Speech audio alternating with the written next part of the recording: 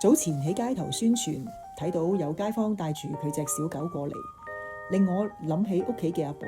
以前其實我對狗唔係好熟悉，亦都有啲怕。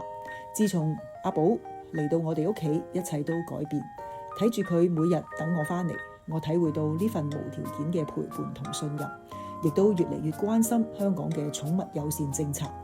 作為立法會議員，我喺議會為寵物嘅主人發聲。我推動寵物巴士服務，好開心見到佢落實。九巴寵物巴士團正式營運，連結好多嘅寵物友善地點。我亦都成功推動喺本區增建多個寵物公園，為毛孩提供更多活動空間。但係寵物共融需要平衡，我係非常理解市民擔心環境衛生，所以毛孩嘅主人要做一個負責任嘅主人，及時清理控制寵物嘅行為，尊重其他市民。令人鼓舞嘅係政府推出容許狗隻進入食肆嘅新牌照制度，呢個係人寵共融嘅重要一步。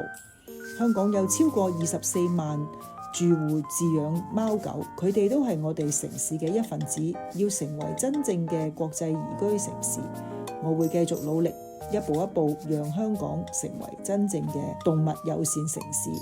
選舉形勢緊張，12月7號懇請你出嚟投票，讓我繼續為大家同埋毛孩發聲，推動香港成為動物友善城市。多謝。